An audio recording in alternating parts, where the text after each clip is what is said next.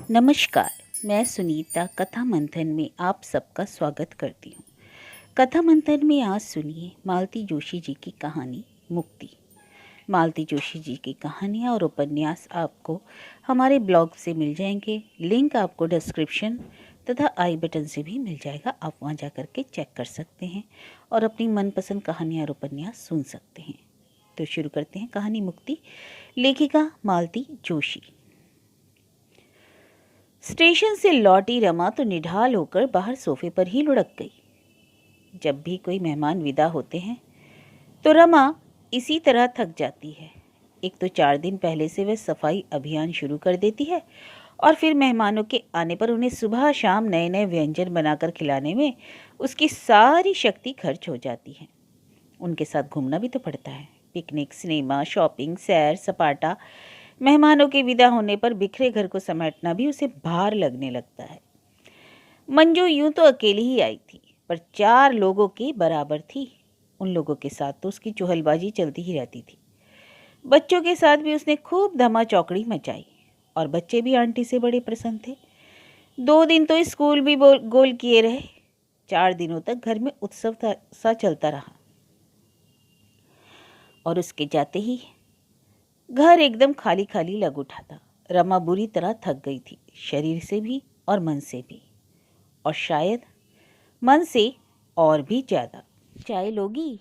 राकेश ने आकर पूछा तो समझ गई कि उनका भी पीने का मन ही हो रहा है, पर वह वैसे ही लेटी रही और अनमनी भाव से कह दिया, ना बाबा, बहुत थक गई हूँ। अब चाय पी लूँगी तो फिर नींद नहीं आएगी। मैं बस सोना चाहती हूँ। तो अंदर जाकर लेट जाओ ना, बिस्तर लग गए हैं। वह उपकृत भाव से उठी और बेडरूम में जाकर लेट गई। राकेश पर उसे प्यार आने लगा। सच कितने समझदार हैं। कपड़े बदलने भीतर आए होंगे, उतनी ही देर में चादरें भी बदल दी। जानते हैं ना कि वह बहुत थक गई है। रसोई से हल्की खटर पटर की आवाज़ आ रही थी, पर उसने ध्यान नहीं दिया। स्टेशन जाने से पहले सभी लोग भारी भरकम नाश्ता कर चुके थे। तभी यह तय हो गया था कि अब रात को खाना गोल कर दिया जाएगा। उसी घोषणा का सहारा लिए वह चुपचाप पड़ी रही। बोर हो गई थी वह। उसका मन विद्रोह कर उठा था। सुबह शाम वही चाय नाश्ता, वही खाना, इसी दूरी पर सदा घूमते रहो। छी, यह भी कोई जिंदगी है? मंजू को देखो, कैसा अलमस्त जीवन है। मन हुआ बना लिया, मन हुआ बाहर खा लिया। कोई झंझट नहीं, कोई परेशानी ही नहीं। जितना कमाया अपनी मर्जी से खर्च कर दिया, कोई हिसाब पूछने वाला तक नहीं। चेहरे पर कैसी सुर्खी बनी हुई है। कौन कहेगा कि वह रमा की हमउम्र है? कौन विश्वास करेगा कि रमा ने भी कॉलेज का रंगीन विश्व देखा है? एमए ना सही, बीए तो किया है। गृहस्थी के गोरख धंधे में सब कुछ भूलता जा रहा है।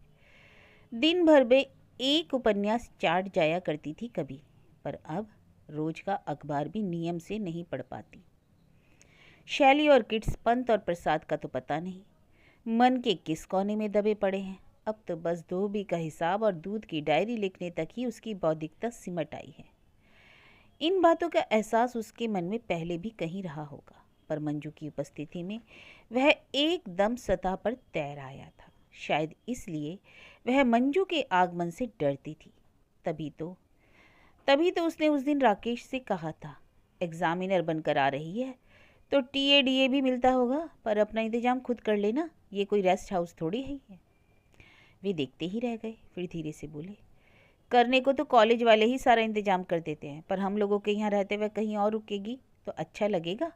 और उसने भी शायद यही सोचा होगा। हाँ, ठीक ही तो है, इतना नज़दीकी रिश्ता है उनका। उनके यहाँ रहते मंजू और कहीं रुकती भला? बहुत पहले, शादी के तुरंत बाद एक उत्साही ननद ने उसे बताया कि कभी मंजू और राकेश का कुछ चक्कर भी चल रहा था, पर उस रिश्ते में कई वैधानिक बाधाएं थीं। अतएव बात वहीं दबा दी गई। तब से रमा के मन में एक गांठ सी बन गई है। जब भी मौका मिला है उसने राकेश को अवश्य कुरेदा है। कमरे की रोशनी गुल हुई तो वह जान गई कि रमेश सोने के लिए आ गए हैं, पर वह आंखें बंद किए वैसे ही निस्पंद पड़ी रही। उसके भीतर बैठी गृहिणी के मन में कई प्रश्न कुलबुला उठे। दूध की अलमारी बंद तो कर दी थी, बाहर वाले दरवाजे का ताला ठीक से देख लिया था, बच्चों के कमरे की लाइट जल तो नहीं रही है। पर उसने सब को डांट कर चुप करा दिया। आज वह सिर्फ आराम करेगी, आराम। बहुत थक गई है। जिस दिन से घर में पाँव दिया है खट रही है, आज चैन की नींद सोएगी। लेकिन बगल वाले पलंग पर नाक बजनी भी शुरू हो जाने के बाद वह जाग रही थी। हाँ, राकेश को सोया जानकर उसने अपनी आंखें जरूर खोल दी थी और नीले बेड लैम्प की रोशनी में वे पता नहीं क्या खोज रही थी। ये पिछले 4 दिन उसने बेहद तनाव में गुजारे थे। उसे अब अपने पर ही आश्चर्य हो रहा था। मन में इतना विष समेटे भी वह स्नेह की मूर्ति क्यों बनी रही, क्यों खटती रही इतना? उपेक्षा भी तो कर सकती थी। शायद वह मंजू को दिखाना चाहती थी कि वह कितनी सुघड़ गृहिणी है। मंजू के बिना भी वह राकेश की गृहस्थी कितनी सुखी है, संतुष्ट है। शायद यह भी जताना चाहो कि वह कितनी उदार मना है। राकेश की पूर्व प्रेमिका का भी वह खुले दिल से स्वागत कर सकती है।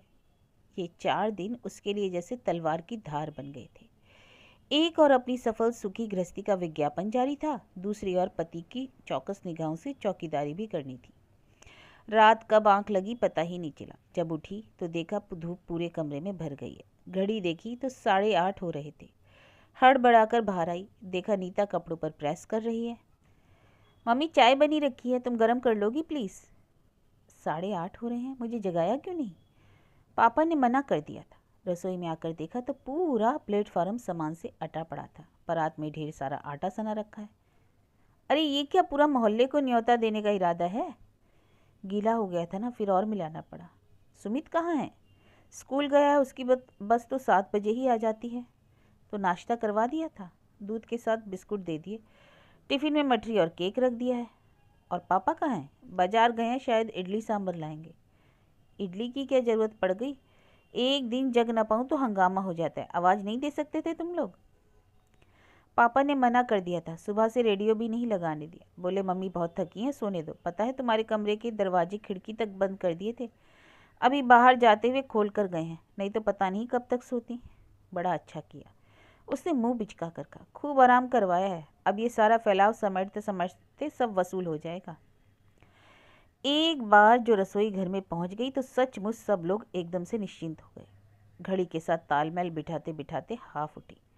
मम्मी, 9:30 हो रहा है, सुनो, 9:45 हो चला है। ओफो, तो मैं क्या करूं, मैं कोई मशीन हूं क्या? वह बड़बड़ाती रही, पर 10 के घंटे के साथ साथ उसने खाना टेबल पर लगा ही दिया। खाना खाते समय देखा राकेश की उंगली पर पट्टी बंधी है। अरे ये क्या हुआ? कुछ नहीं, सब्जी काटते में लग गई थी, उन्होंने अपराधी भाव से उत्तर दिया। अरे किसने कहा था ये कारगुजारियां दिखाने का? वे कुछ नहीं बोले, चुपचाप खाना खाते रहे। खाना खाते ही वे एकदम उठ खड़े हुए। आज नीता को भी छोड़ते हुए जाना था, उसकी बस छूट गई थी।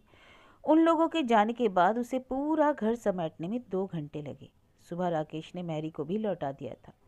उसकी खटर पटर से रमा की नींद टूट जाती। मोरी पर बर्तनों का ढेर हो गया था। बाथरूम में उतरे हुए कपड़ों का अंबार लगा था, उन्हें साबुन में गलाने का भी किसी को होश नहीं था। साबुनदानी में पानी भर गया था। सुमित का गीला तौलिया पलंग पर ही गुड़ी मुड़ी पड़ा था। अखबार के चारों पन्ने कमरे के चारों ओर पड़े थे। शाही की दवात खुली थी। बिस्कुट निकालते हुए नीता ने शायद शक्कर का डिब्बा भी गिरा दिया था। वहां पर चींटियों की फौज जुड़ आई थी। सारा काम निपटाकर ड्राइंग रूम में एक पत्रिका लेकर बैठी थी कि याद आया सुमित आज एकदम भूखा गया है, लौट कर सीधे खाना ही मांगेगा। लेकिन भिंडी तो छूता भी नहीं है, खाएगा क्या? फिर उठी, कुकर में 4 आलू डालकर गैस पर चढ़ाए, तब कहीं चैन आया। लौटकर पत्रिका हाथ में ली कि तभी घंटी बजी। खोलकर देखा तो राकेश थे। अरे आप जल्दी लौट आए? लंच आवर में आए हूँ, सुबह तुम इतनी पेनफुल लग रही थी, डर गया था, कहीं बुखार तो नहीं है? सचमुच मेरे लिए आए हो? नहीं तो और कौन है यहाँ? मैंने सोचा शायद दफ्तर में दिल न लगा हो। दिल तो सचमुच नहीं लग रहा था, तभी तो भाग गया। पर तुमने कैसे पहचाना? दिल कैसे लगता भला? मंजू की याद जो आ रही होगी। रमा, उनकी आवाज़ में ऐसी तड़प थी कि रमा सिहर उठी। रमा, रमा, तुम्हें विश्वास तो नहीं होगा, पर मैं सिर्फ तुम्हारे लिए इतनी दूर से इतने थोड़े समय के लिए दौड़ा चला आया हूँ। पिछले 4-5 दिनों से मैं तुमसे 2 बातें करने को तरस गया था। सोचा था थोड़ी ही देर तुम्हारे पास बैठ लूँगा। ये क्षण मेरे बिल्कुल मेरे होंगे। शाम होते ही तो तुम फिर बच्चों में, घर के कामों से घिर जाओगी। मेरे हिस्से में तो बस रात को ही आती हो, पर लगता है तुम तो पत्थर की बन गई हो। मैं ही पागलों सा तुम्हारे साथ के लिए आकुल व्याकुल होता रहा। और स्कूटर की चाबी घुमाते हुए वे एकदम उठ खड़े हुए। ओफो, बैठिए ना, मैं चाय चढ़ा रही हूँ। चाय तो मुझे कैंटीन में ही मिल जाती है रमा। जो वहाँ नहीं मिलता उसी के लिए तो आदमी घर की ओर दौड़ा आता है। रमा, 29 वर्ष की आयु में शादी की है मैंने। उससे पहले वाला जीवन बिल्कुल सपाट रहा है। ऐसा मैंने कभी नहीं किया, ना कभी कहा, पर शादी के साथ ही मैंने अपने अतीत पर भी पर्दा डाल दिया था। भूल गया हूँ मैं विगत को, पर तुम उसे बराबर याद रखे हुए हो। एक अभिशाप की तरह वह प्रसंग तुमने ओढ़ लिया है। उससे शायद तुम्हें कभी मुक्ति नहीं मिलेगी। शायद तुम मुक्त होना चाहती भी तो नहीं हो। और वे पलक झपकते सीढ़ियाँ उतरकर चले गए। वह पुकारना चाहती थी, पर आवाज़ जैसे गले में ही फंस कर रह गई।